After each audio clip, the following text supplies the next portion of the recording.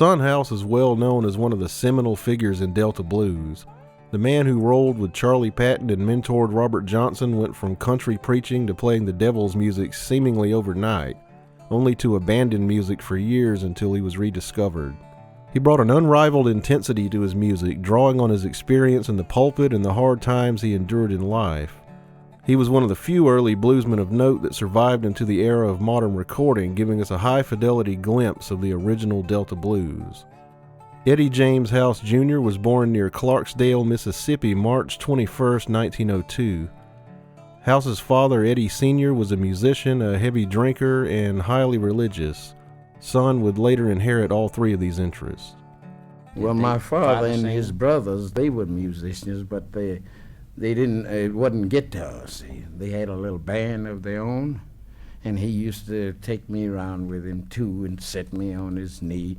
He's blowing on the big bass horns, you know. Bass horn. Yeah, and he'd make room enough for the bass horn over there, and this knee over here, he'd set me on it, you know. You remember sitting on your father's knee? I remember that just as well. It was just a while ago. Son was religious from an early age, preaching sermons at the age of 15.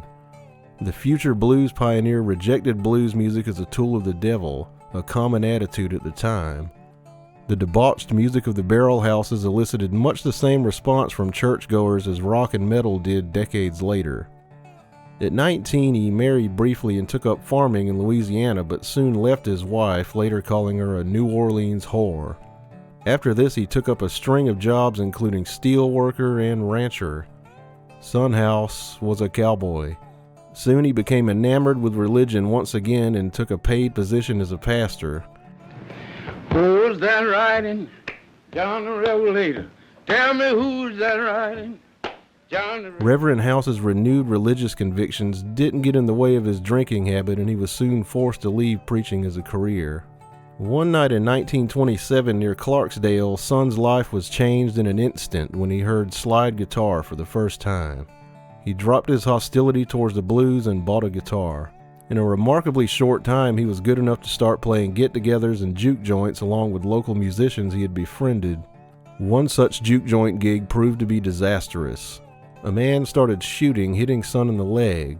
House shot the man dead and was charged with the man's murder. Son was sentenced to 15 years at the Delta's notorious Parchman Farm Penitentiary.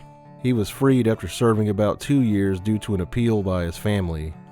On his release, he left Clarksdale for Lula, Mississippi, where he met Willie Brown and the most successful Delta bluesman of the time, Charlie Patton. Patton, now known today as the father of the Delta blues, was responsible for getting Son his first opportunity to record in 1930.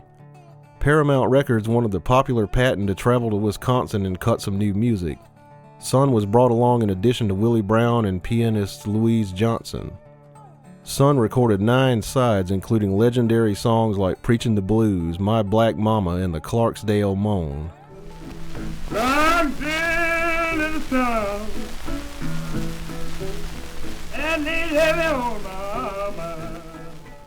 Clarksdale Moan went unreleased and was considered lost for decades, even being likened to the Holy Grail, until a record collector discovered it in 2005.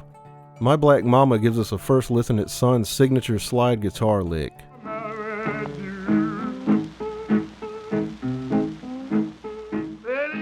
With the Great Depression in full swing, the songs that were released sold poorly.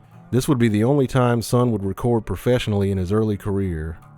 A few years later, in 1933, House met a young and still learning Robert Johnson. I liked him good. When he started out, we was living not 2 miles apart.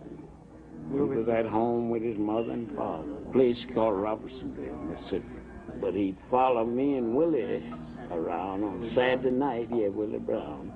And every time we stopped for rest and sit there, little guitar over in the corner or something and go out to catch air, get the guitar and be trying to play it and be just noising the people, And the folks would come out and say, why don't some of y'all go in there and make that boy get that thing down, he running us crazy. Finally he left, he run off from his father and mother.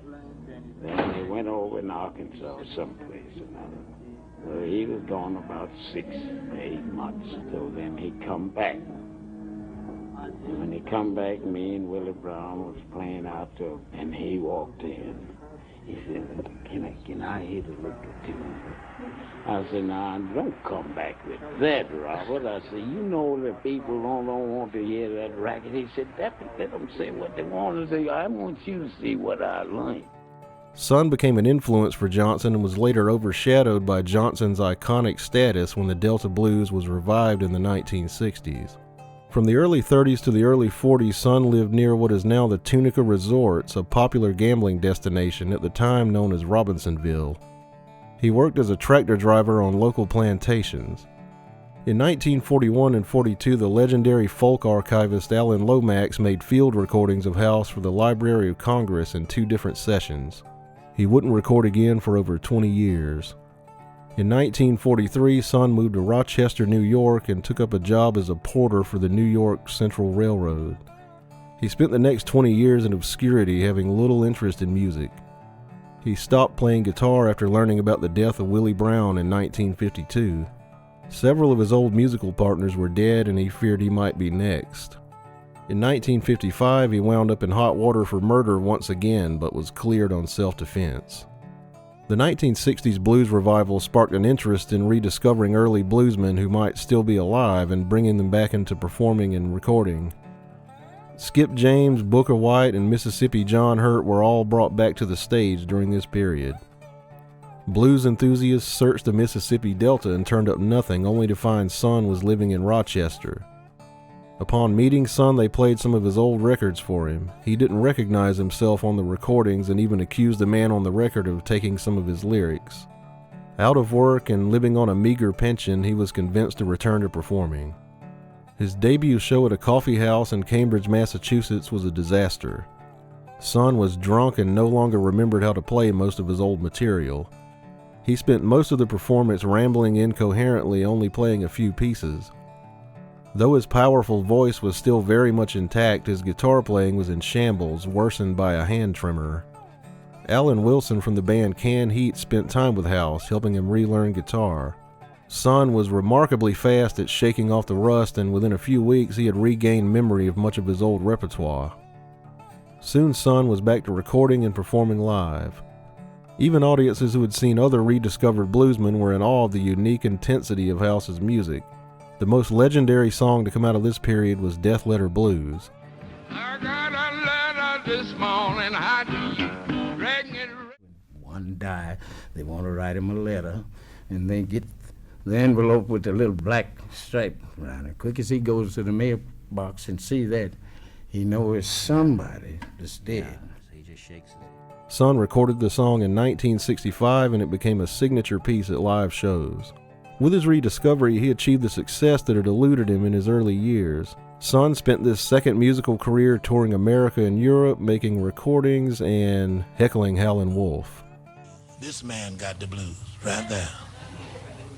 See, that's why the blues come from, because he done drunk up all of his.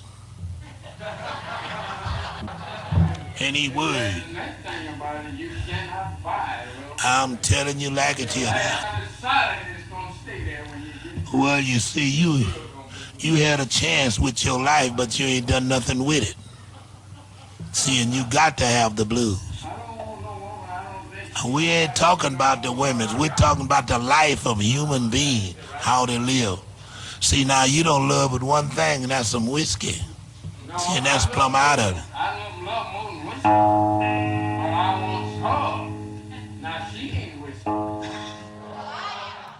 He retired for the final time in 1974. Son House died in Detroit, Michigan at the age of 86 in 1988 from cancer of the larynx. The music of Son House is essential listening for anyone interested in blues music or the roots of American music in general. Son captures the rawness of the Delta blues in a way that few of his contemporaries matched. His powerful voice is the centerpiece of his performances, accompanied by relatively simple but enthralling guitar work. The often very overt influence of Son House can be heard in many of the blues artists who came after him, and this alone cements his place in the history of modern music. If you enjoy the content on this channel, please consider tipping me via PayPal or Patreon, and please like, subscribe, share, and comment.